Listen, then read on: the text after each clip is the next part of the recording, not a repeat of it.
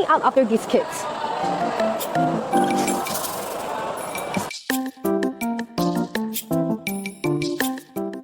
This smells so bad.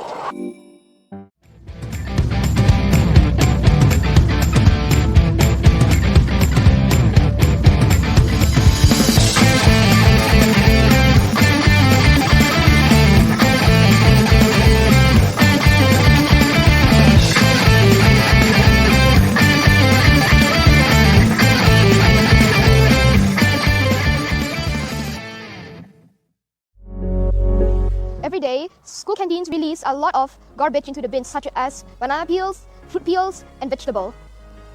When they throw it into the garbage, they start to rot, smell bad, and attract a lot of flies and pests, which I don't like.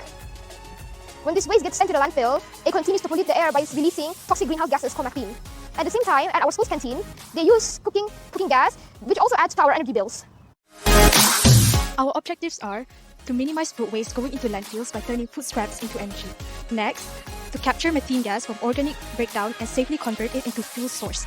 Additionally, to provide an affordable renewable energy solution for school use. And lastly, to reduce environmental pollution.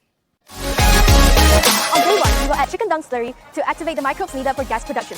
Afterwards, we mix water and food waste, for example, leftover rice or vegetable peels.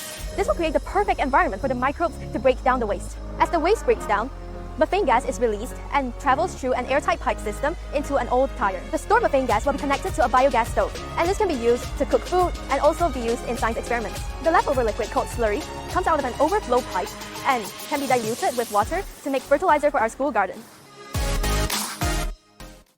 This is the sketch of our DIY system. Our system starts with a simple PVC pipe and funnel where we put our food waste into. On the first day, we will add chicken dung slurry into the container to start up the microbe activity. After that, we continue feeding it with food waste regularly. The main output of our system is biogas. The gas flows through a hose connector and hose into an old tire where we store the gas. This gas can be connected to a stove through another hose where we can use it to cook yummy food. As the system processes the waste, the excess liquid called slurry flows out through another PVC pipe into a container. This can be made into fertilizer.